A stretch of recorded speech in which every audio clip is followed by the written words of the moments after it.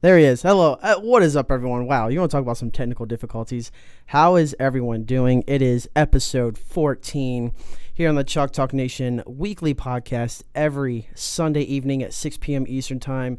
Thank you all for tuning in, taking time out of your busy weekend to spend it with Noah and I. Noah, how was your week? Oh, it's been good. I feel like all the weeks and all the days are just kind of blending together. What are we like 2 months into quarantine at this point? But Yeah. I'm still living, so I guess that's all I can ask for. Well, and that's the funny thing too. It's like, oh, let's go ahead and let's start our website, let's start our podcast, and then literally like a week or two later, boom, here comes Corona. It's like, Yeah. haha. So, it is what it is. But it seems like there's been a little bit of speculation around Major League Baseball and whatnot, kind of with the players, real quick before we dive into our top 10 left field. I wanted to talk to you a little bit. We know that Blake Snell, he talked about his issues with it, about not getting paid and how he's only getting 33%, and that's without the taxes coming out. What do you think about that? Do you agree with Blake Snell or no? I 100% agree with Blake Snell. I think that like we talked about last week, they've already agreed to a pay cut of 50%. I don't think that they need to take another pay cut on top of that. Right. I think it's also interesting that the owners and like baseball officials and stuff like that have only taken a 35% pay cut, but yet they're asking players to take over 50%. Also, on top of that, another thing that a lot of people that's not really getting reported is that the reason Blake Snell said that he wasn't going to play for less money is because he has a lung condition. So for him, he's higher risk than most of the other people anyways. And he said, if I'm not going to get paid even 50% of what I would normally be making, it's not worth it to me to play. And so, frankly, I don't see anything wrong with what Blake Snell said. And I just think that the way it kind of got reported and broken originally kind of made it seem like he was just saying, oh, well, screw that, I'm just not going to play. When Like really, he's being I think there's more greedy. to it. Yeah. Right. Because that's the thing. Without context, you're going to think that he's being greedy. But when literally, Corona, it affects the people who do have these conditions. It's not just only people the age of, what is it, over 60, they say, is where you're mostly affected. But, when you do have asthma or, a lung disease or something like that is some serious stuff. And until it happens to you, you don't think it's going to be serious. And that's just Right. the cold, hard truth. And so, as we know, NASCAR started back up today. They're actually racing as we speak. And for me, like, I have exercise-induced asthma, but for me, that was just because I was always fat and out of shape, and I hated exercising. So, like, anytime I did, I'd be, like, huffing and puffing.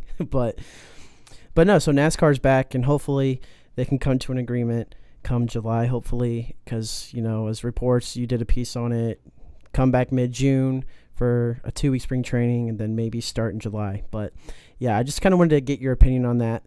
Do you have any final thoughts real quick before we dive into what the viewers want to see here?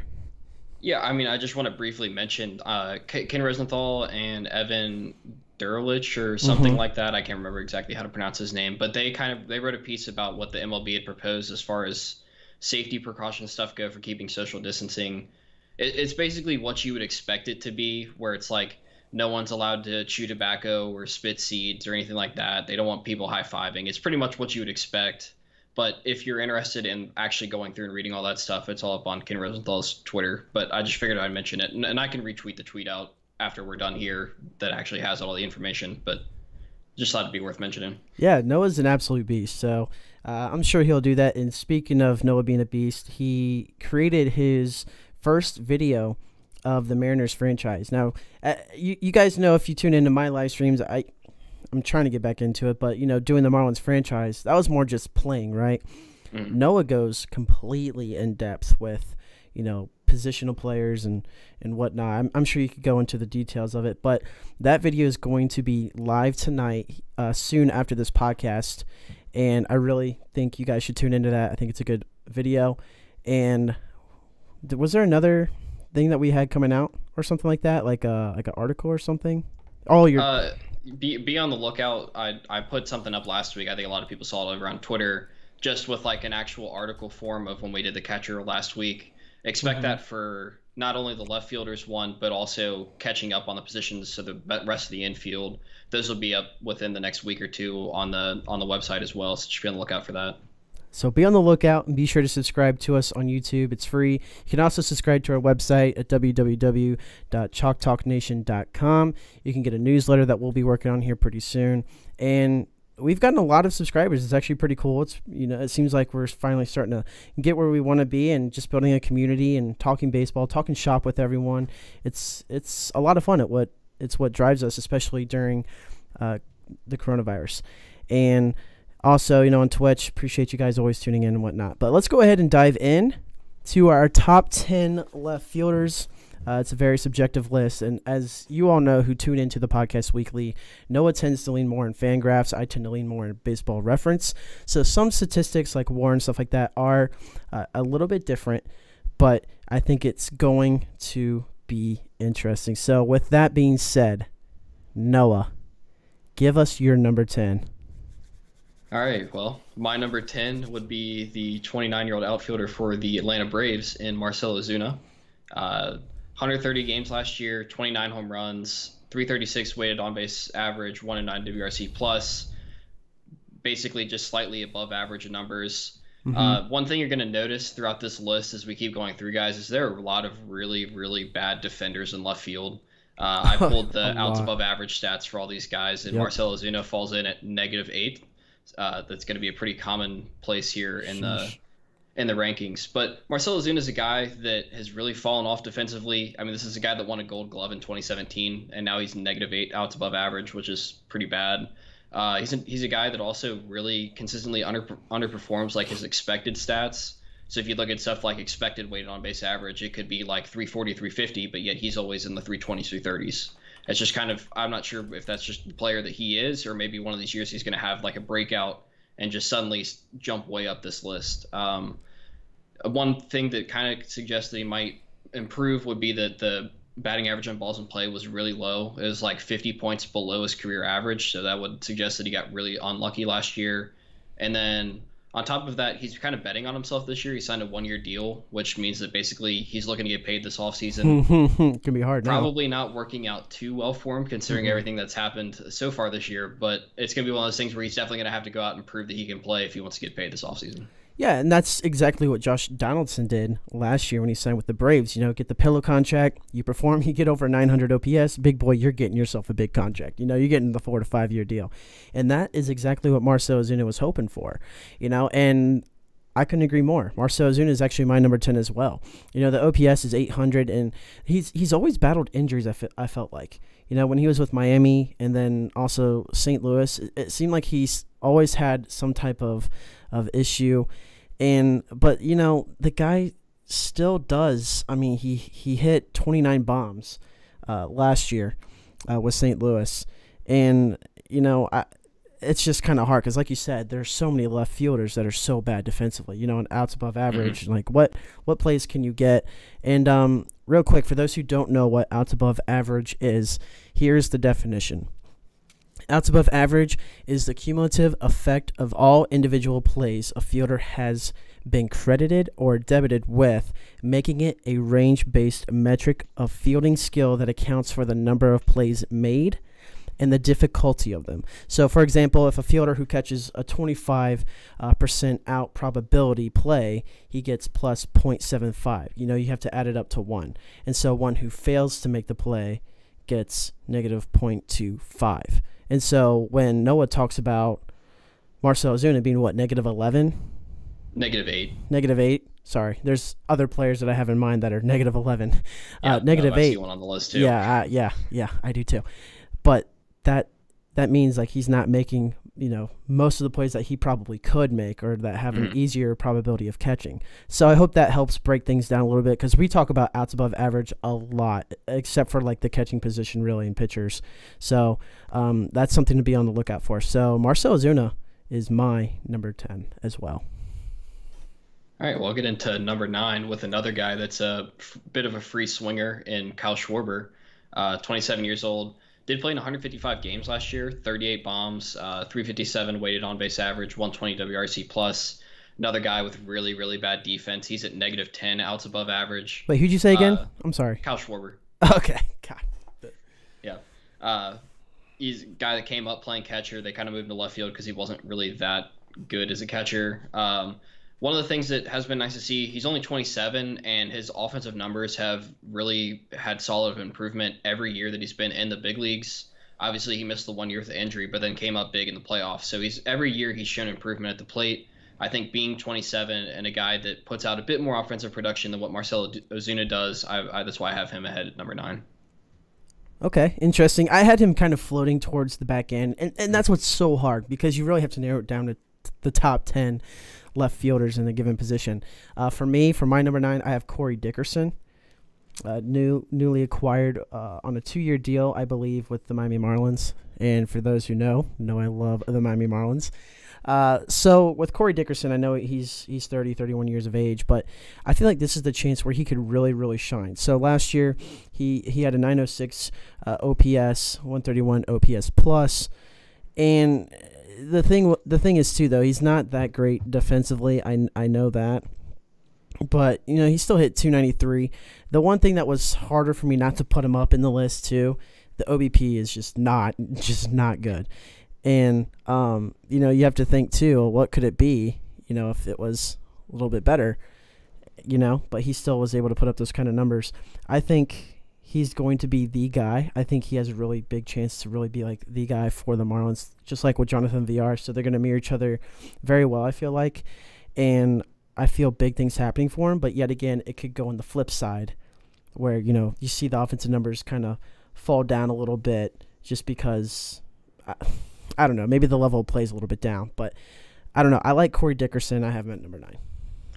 Yeah. Corey Dickerson didn't make my list, but he's been a guy that's had a really weird last couple of years. I think one of the big things for him is just, can he stay healthy? If he stays healthy and he plays full time, he's definitely a guy that's all-star caliber. He's proved that in the past. Mm-hmm. But when I say weird, I believe it's 2017 is when he was an all-star for the Tampa Bay Rays and then got DFA'd at the end of the season. Yeah. Which, who DFAs their all-stars? That's an odd thing to do. That is very I think odd. It's just one of those things where, he's got the tools to do it. They moved the fences in Miami this year, and so I think that could also help him a bit as far as production goes offensively. But until he actually puts together that season, that I wasn't ready to put him on my list. Makes sense. He was definitely a guy that I considered. Moving on to my number 8, though, I have the Pittsburgh Pirate, I guess going to be second-year player now, and Brian Reynolds, the 25-year-old switch hitter. Came up and really produced really well. He's pretty much one of the 2 bright spots on the entire Pittsburgh organization last year. 314 batting average, 377 on base percentage, 503 slugging, 131 WRC plus, put up 3.2 FWAR, 16 home runs. Isn't great, but as a guy that's playing left in a lot of times, probably this year more even in center field, that's fine. 4th in the NL Rookie of the Year voting last year as well, and he actually was one of the better defenders on this list at -1 outs above average, which is pretty crazy to say. Oh my God, that's why you put your worst outfielder in left field. Yeah, and I will be interested to see, because the Pirates went out and they traded Starling Marte this offseason to the Diamondbacks, and so Brian Reynolds is kind of going to have to become their guy in the outfield. They've got Josh Bell at first base. We've talked about him with the first baseman list. Hopefully he can put together a full season. But now it's kind of going to be, can Brian Reynolds be their guy in the outfield? Because they've had Gregory Polanco, and he just hasn't stepped up to the task over the past 4 or 5 seasons. So Brian Reynolds is going to be the guy that they're going to kind of be putting the spotlight on, and so it'll just be interesting to see whether or not he can cut it and be their star. Dude, you mentioned Gregory Polanco. Every time I hear that name, I just think of him just tripping over air and missing that ball to lose the game. I think that was at Chicago, wasn't it? I believe. I think so. And it was, yeah. But it was when they were actually somewhat decent too, which is the funny part. Okay, so with Brian Reynolds, real quick, I have a question. Was he part of that Austin Meadows deal, with Chris Archer and whatnot, or is he already a prospect? No, he was with them. So the whole Pirates, I'm pretty sure the only thing that they got back was Chris Archer, and that's what I thought. Right, and then they gave up Austin Meadows and Tyler Glasnow, and ended up being Shane Baz was the other guy that they gave up. So. They got straight fleeced. There's no redeeming that trade. That's one of the worst trades I've seen in the past 10 years. But just think about this, how nasty the Pirates team really could be. We're talking a 90-win team, potentially. Think about, Trevor Williams, Joe Musgrove, screw Chris Archer, Tyler Glasnow. A 1-2-3 punch right there is disgusting, right? Well, yeah, and you think about they could have held on to Garrett Cole, too. Right, and they still have Mitch Keller, who's a big prospect coming up. And then Yeah, and Garrett Cole, like you said, that'd be Right. insane. Here's what I'll say about that, though, is that it doesn't seem like the Pirates are that great at getting pitchers to reach their full potential. I mean, you look at a guy like Obviously. Garrett Cole. He was an all-star pitcher in Pittsburgh, but then he goes to the Astros and suddenly he's the best starting pitcher in the league, or like at least arguably. Yeah. You look at a guy like Charlie Morton, leaves the Pirates, goes to the Astros at 35 years old. Suddenly he's dealing, and now he's like an arguable ace at like 36, 37 years old. Yeah. Right. So I think it's one of those things where I feel like maybe it's hard for pitchers to reach their full potential in Pittsburgh. So you can dream about what their rotation would be, but there's no telling whether or not Tyler Glasnow would be the Tyler Glasnow he is for the Rays if he was still in Pittsburgh. It's hard to know. And that's probably why they got rid of Glasnow, maybe potentially too, and Meadows, because I mean Meadows, he was already up in the league with Pittsburgh, but obviously we know how he's performed, and get used to that name. But anyway, the whole point why I wanted to mention Brian Reynolds was just for the fact that him, Starling Marte, and who's the other one I'm forgetting that should still be there? Oh, and Meadows. Imagine that outfield right there. Like that would be absolutely nasty. Absolutely nasty. It would be good. But anyway, we'll kind of get back on track. I'm sorry, but it's still kind of relevant. My number 8 is Young Jock Peterson. Jock Peterson's my number 8. He's kind of dipped off just a little bit, the past couple of years.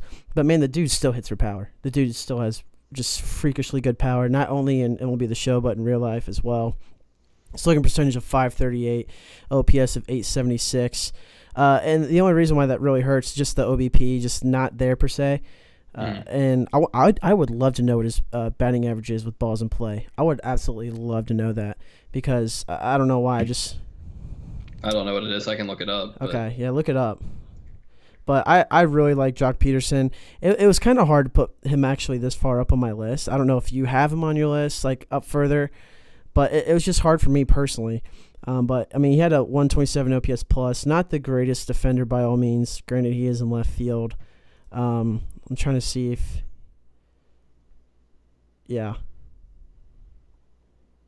his batted ball in play is 249. Yep.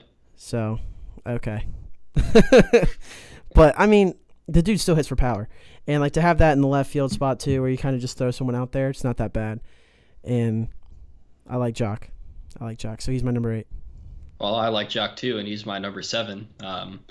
For pretty much what you mentioned, the dude absolutely mashes the ball. Yeah. He does only hit 249. Like you mentioned, the on-base percentage is low at 339. The good thing with that being, though, is that there is like a 90-point difference between the average and the on-base percentage. So it's not like he's not walking. Right. The 249 for batting average and balls in play is actually pretty low. I would guess that that's probably because he's a pretty heavy fly ball hitter. And so if it's not out of the stadium, then typically those are going to get caught. Honestly.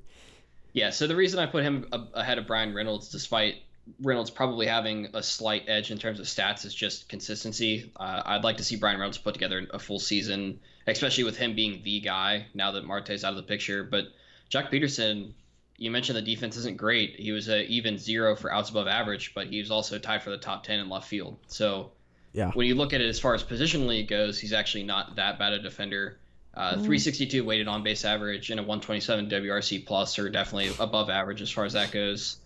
I don't know. Jock Peterson, I've always been a bit biased. He's got towards noodle him. arm. He does have a noodle arm, but because I remember I was at the 2015 Home Run Derby when I was in Cincinnati, and he was a part of that. And I got to say, watching him just absolutely crush the ball at Great American Ballpark just made me dream that the Reds would find a way to acquire him somehow. Obviously, it didn't happen, but I guess I can dream. No, that's the funny thing too, and he was a rookie that year too, I believe. Yeah, it was his rookie season. It was his rookie year, and that's when he really put himself out on the map. Really. Yeah, well, every ball he hit, it seemed like was like 2 rows from out of the stadium. Like it was insane. Insane. I remember he hit the power stacks and whatnot too, and he really should have won that, but Todd Frazier somehow pulled it out of him for the Queen City. God bless that man. 513 represent. But anyway, no, I don't hate your number 7 at all. My number 7 is Tommy Pham. And Tommy Pham is that guy we're talking about, outs above average, -11. Yikes. But somehow put 3.8 WAR up, and I think you can credit a lot of that to his offensive production last year. I actually thought, you want to talk about fleecing, that was another big fleece as well. Emilio Pagan and Tommy Pham getting shipped to the Padres for Jose Martinez. It was like a 3-team deal or something. No, Jose Martinez was a part of the Cardinals trade, so it wasn't What? that. Who did they get back? Because Hunter Renfroe? Was that Hunter Renfroe and Manuel Margot? I don't know. They yeah, made like that's who it was. Sorry, I get Manuel Manuel Margot and Jose Martinez mixed up all the time. I don't know why, but I felt like the Padres fleeced the Rays though, because Padres got the better end of that deal. Emilio Pagan was arguably one of the best relievers, and you put him in there with Yates and Tommy Pham, and it's going to be exciting to see what he does. But last year, he played in 145 games, which was the most out of his career, which is good to see. Hit 273. He's a 277 career batting average. So he's gonna float around there, and you can't ask for more than that from an outfielder. OBP is really good too, 369. I like to see him have a little bit more pop in his bat, but still, 21 bombs. You can't argue that.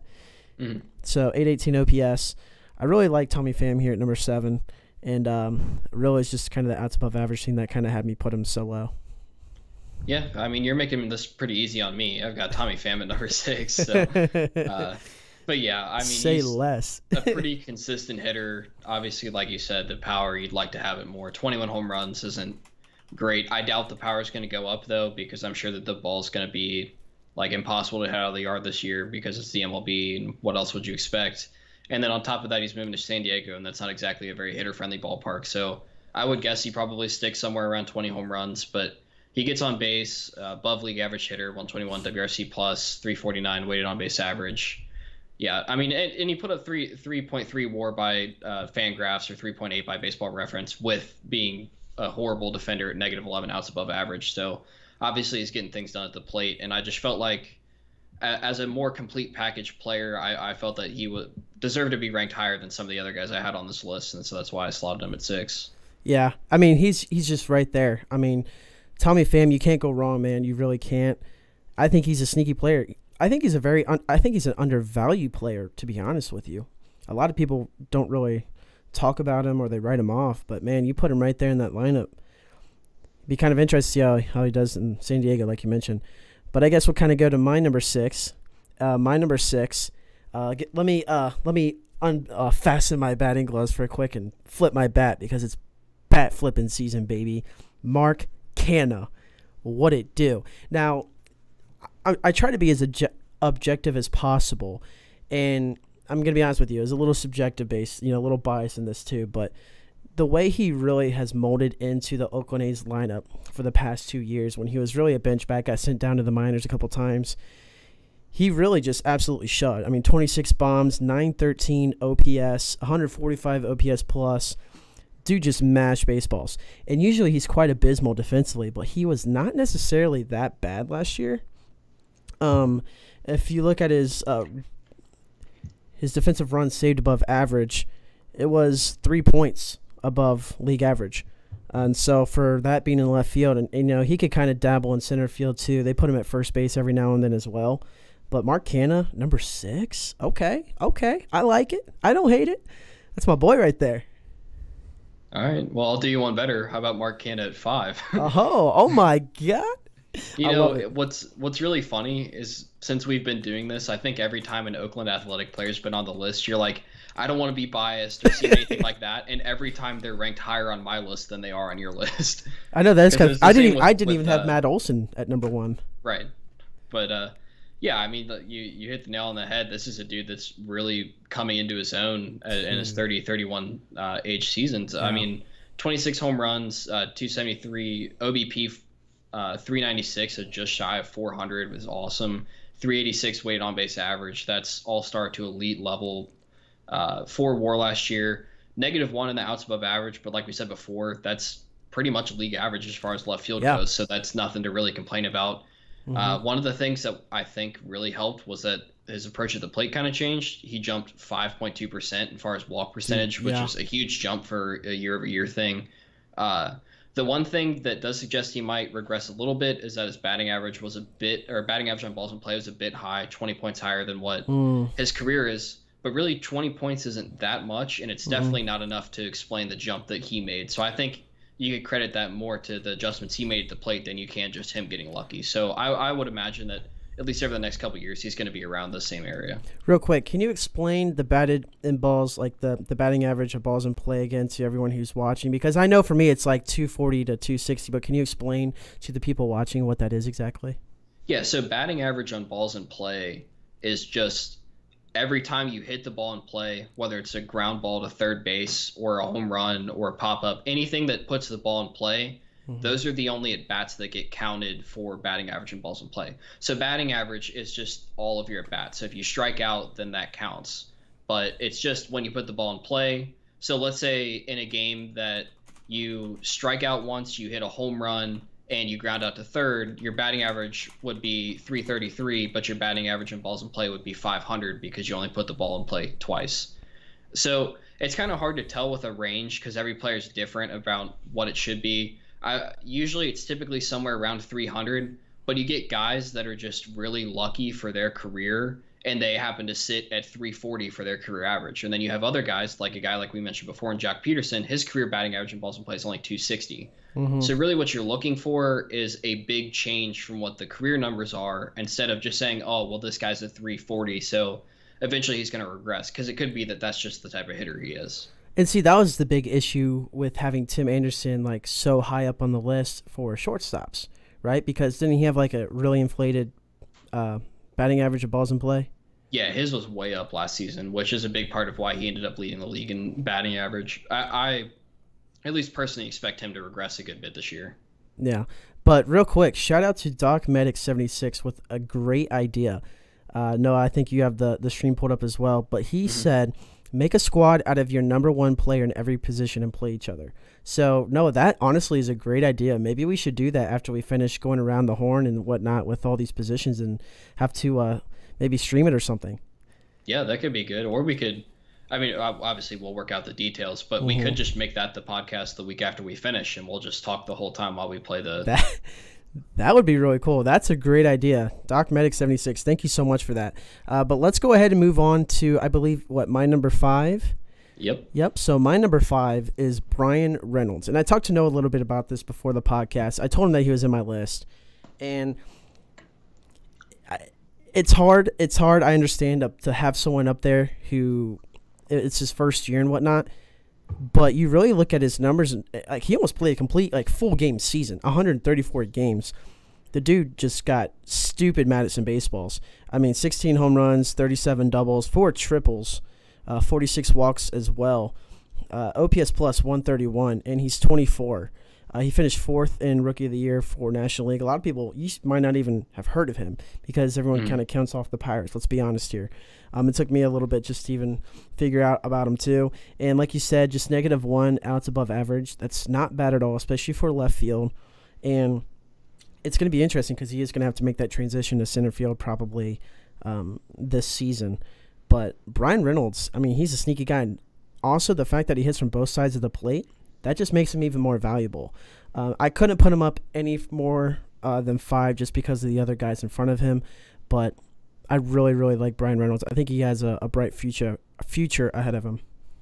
Oh, yeah, I do too. I wanted to see more than one season because, I mean, we've talked about it numerous times on here. I'm not going to dig back into it. But you never know what a guy's going to do in a second season. And so until you can get a bigger sample size as far as what a player is going to be, it's hard to throw them way up super high on a list.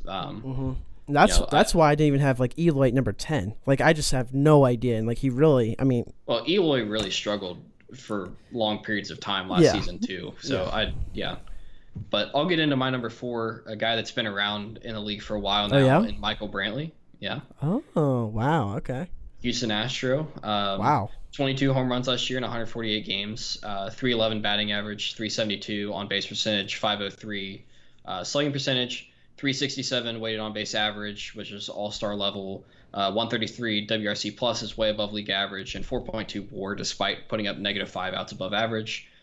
He's a guy that's dealt with injuries over the course of his career, and I think that's kind of hit his defense a little bit. But he's been an all-star over each of the last 3 seasons, and I think a lot of that comes from the adjustments he's made at the plate. He has jumped roughly 4 to 5% in his hard hit percentage at the plate each of the last 3 seasons. So that's almost 15% in total of the balls he's hitting are now categorized as hard hit instead of a medium or soft contact.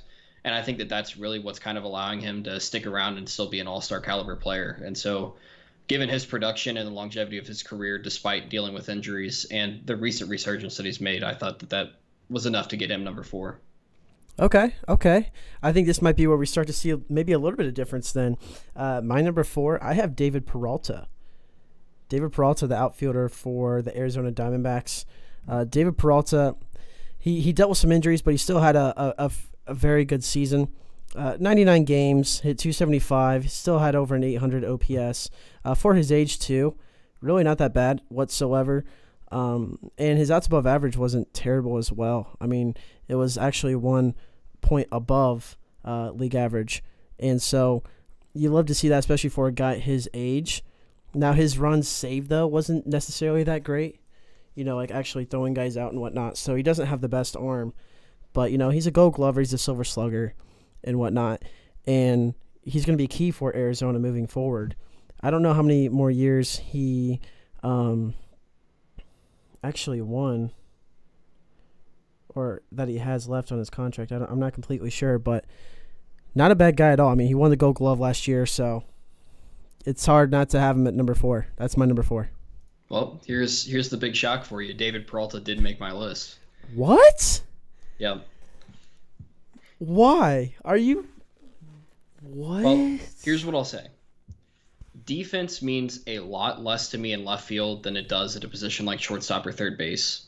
And David Peralta's defensive numbers at 1 out above average, which, yes, it's top 10 for defense, but the offense wasn't enough for me to put him on the list at only a 107 WRC+. So 7% above league average is not jump off the page at me. That would make him actually last on the list of players I have on the list anyways. And it wasn't enough for me to put him on. Dang. Okay. The defense just didn't justify the poor. I don't want to say poor offense because he's an above average hitter, but he didn't do enough for me offensively to get on the list.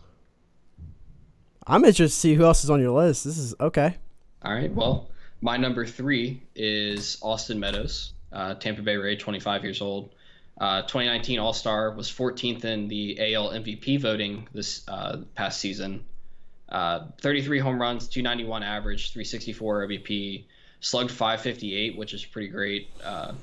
380 weighted on base average, 142 WRC plus, and 4 WAR. Slightly below average defender, -2 outs above average. But at 25 years old, and he's only going to get better. And we can go back to this whole, the whole Pirates trade thing that's really just looking bad for him now. But I don't know. I think that he's going to continue to improve and probably going to jump up this list from 3 even here in the near future. I'm wondering who your number 2 is and your number 1. I'm really trying to figure it out. It's driving me nuts, but I have to agree with you, man. Austin Meadows is my number 3 as well. I think he would have done just fine staying in Pittsburgh, obviously. I knew he was going to be a huge name in coming years. I'm talking, we already know how tough it would be to win the MVP in the National League. But in the American League, maybe he'll have a fighting chance in a couple years. Maybe if Mike Trout ever, does simmer down, which I highly doubt he will. Yeah, probably not. Probably not, but I'm just saying. I mean, they're not going to give him the MVP every year, so they're going to give it to somebody else. Right. So, I mean, he's going to be up there. 4.0 WAR last year, 364 OBP, 558 slugging, just stupid numbers, man. 922 OPS. It's hard not to have him. I mean, I'm literally 24 years old. This guy is my age. What the heck am I doing with my life? Like, what am I doing? It's crazy when I think about, like, okay, when I graduated high school, he was playing high school baseball. Like, this is insane. And now he's a Major League All-Star, finished 14th in MVP votes. The closest thing I'd ever sniff to being an all-star is sitting in the first row at a game. Okay, let's just. I'm just telling you how it is. This guy is going to be doing big things here in the next couple years, and that's why I have him as my number 3. Okay, yeah. So my number 2 is a guy that I feel like over the course of a year has just kind of been cast out into obsolescence, and I'm not really sure why. And that would be the 30-year-old outfielder for the New York Yankees in Giancarlo Stanton. He only played 18 games in last season, but 2018, 38 home runs, 266 average, 343 on-base percentage, and a 509 slugging percentage, 360 weighted on-base average, 129 WRC+, 4.3 WAR. And let's also not forget 2017, he was an All-Star, Silver Slugger, and won the MVP in the National League before getting moved to the Yankees. On top of that, he's playing in Yankee Stadium now. When he's healthy, yes, there are a lot of strikeouts, but there's a lot of short porch in Yankee Stadium, and I think that that's going to be a big jump in his offensive numbers. So I think that once we get back to playing and once he's healthy, he's going to be huge for the middle of their lineup. Nice. I mean, yeah, he definitely has a big bat and everything like that. Okay, so that's your number 2? I'll also mention that one out above average, he was above average as far as defense goes in 2018, because obviously he didn't have 2019 numbers. He didn't qualify because he was injured. But right. I mean, honestly, I think he's definitely overall. I mean, there's a good chance that for me, I think Stan could be a top 10 outfielder. The only reason why personally I didn't have him in my list was just because of the injuries, and I don't know how he's going to be moving forward. But that's fair. But like you said though, man, I mean, like in 2017 when he won the MVP, God, I wish he was on the Marlins still. Man, I wish him, Yelich, Ozuna, dude, that team would be nasty. It would be a nasty team. But I unfortunately I don't have Giancarlo Stanton on my list, but I do have Michael Brantley as my number 2. Michael Brantley is my number 2 outfielder. A lot of people, what do you call it, cheat gate or whatever, how there's always like a water gate or something like that or whatever they call it. What was the Patriots one? Spygate? Deflate gate. Wow, they had 2. Spygate, yes. Anyway, back to baseball. But Michael Brantley put up a 4.8 WAR last year, and I think it's very safe to say, even if he did take a part of the cheating, I don't think it really defines him as a player, because when he was with Cleveland his entire time since 2009, the dude is dang near hit, near 300. So, I mean, he's a 3-time All-Star in a row from 2017, 2018, and 2019. Finished third in MVP votes in 2014. I just think he still has it. And, when you see him play and whatnot, he has I think he has the smoothest swing, actually, in Major League Baseball. I really do. I love his swing so much. He sprays the ball to all parts of the field. I think he's a special talent, man. And I know he's 33. And you had him as your number 4, right? Yep. Yeah. So, I mean, 22 bomb skis, 126 OPS plus. That's pretty solidified for me for being my number 2. Yeah, and I'm going to go out on a limb and say we probably have the same number 1. If not, then this might be the biggest snub of all time. But at number 1, I've got the 21-year-old stud, Juan Soto, of the Washington Nationals. You talk about you with Austin Meadows about being the same age and feeling like, what are you doing with your life? I mean, I feel the same way with Juan Soto, with him being 21 now, and what am I doing with my life? I mean, this dude's an absolute stud at the plate. 282 batting average, 401 on base percentage, 548 slugging, 394 weighted on base average, and 142 WRC plus is elite level, 4.8 FWAR. This is a guy that I don't know what he did as far as defense, but in 2018, -6 outs above average. 2019, 6 outs above average. So he had a 12-point swing. Went from being a horrible defender to actually leading the major leagues as far as left field goes in defense, which is pretty insane. Yeah. Second in 2018 Rookie of the Year voting, was 9th in MVP voting in 2019. I can speak for myself, and I believe he was also your prediction for MVP for NL this year as well. He was my pick. You talk about, you hear the big meme of Gleyber Torres. He's only 22. He's only 23. I mean, Juan Soto is only 21 now, and this dude's way better than Gleyber could ever dream of being at this point. And I don't know. He's going to be at the top of this list for years to come, and he's just an absolute stud. There's not much else to say. Yeah. First of all, I'm going to say I love Gleyber Torres, by the way.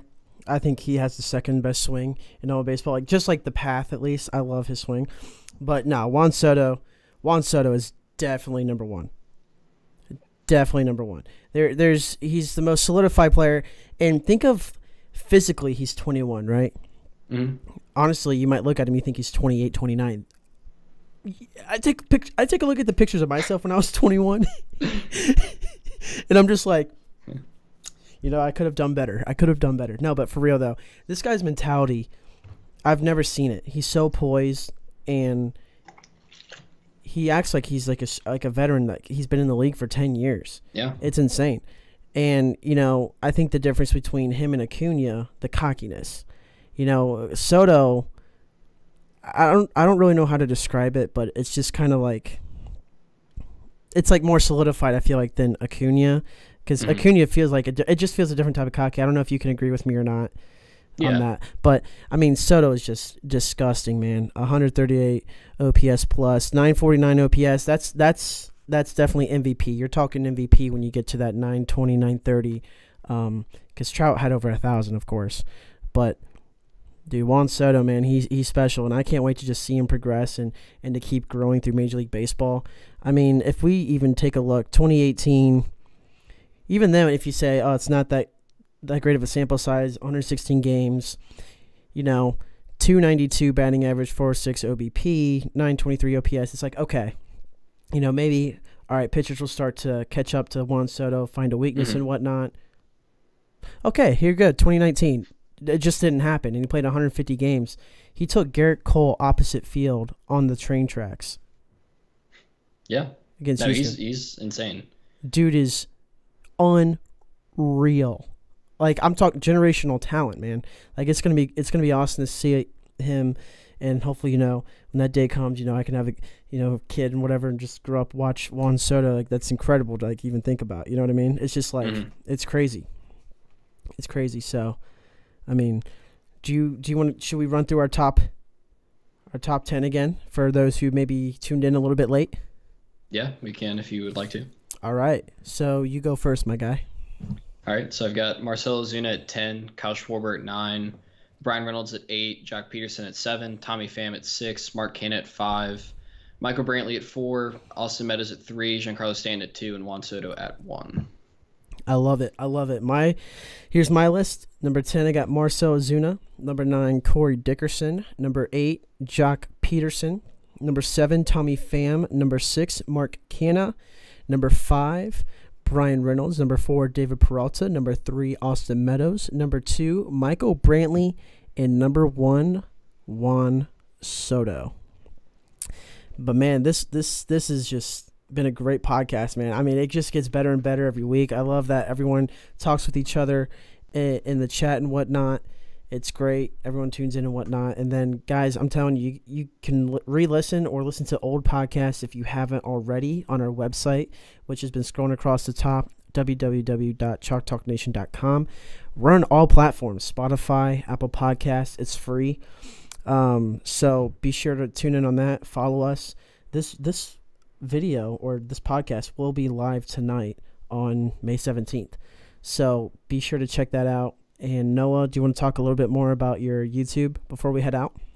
Yeah, just check it out. It'll be up here tonight. So head over to our YouTube channel to take a look at that. If you've tuned in at all to Robbie's streams when he was doing the Marlins every day for the franchise, it's kind of going to be similar to that, except instead of being a live stream every day, it's going to be more like episodic. So I'll be talking about things not like in the game, so looking at different prospects, and this is going to be like a multiple year thing, and not just a like let's play every game of every day at the time and do something like that. So it's going to be a bit more expansive than what you're getting where you were just seeing only like the actual games being played with Robbie's stuff. So it should be a lot of fun. Go check it out tonight on the YouTube channel. Absolutely. And next Sunday night at 6 p.m. Eastern time, Noah and I will be doing our top 10 center fielders at Major League Baseball. So you can take it with a grain of salt. You can tell us who your number one is right now if you even wanted to. I think we'd all be in pretty much agreement, but we're not going to. Yes, spoiler alert, our number one is Mike Trout. Yeah. So make sure you tune in next week to see who 2 through 10 are. Yeah, that's what we should make the podcast. We should make the podcast just our 2nd through 9 or 2nd to 10 top or whatever. I don't even know. I'm just so dumb. I'm just so dumb at this point. But no, guys, we really appreciate every single one of you for tuning in. I will be live tomorrow night on our Twitch channel at 8 p.m. Eastern time. We're going to play some MLB The Show, run some Diamond Dynasty, some BR maybe, just kind of dabble in different things. Maybe go after that new program that came out. It's going to be interesting to see. But thank you guys so much. And be sure to subscribe to our YouTube channel. If you're not following yet on Twitch, why not? If you only want to, hit that heart. And appreciate you guys. Peace out.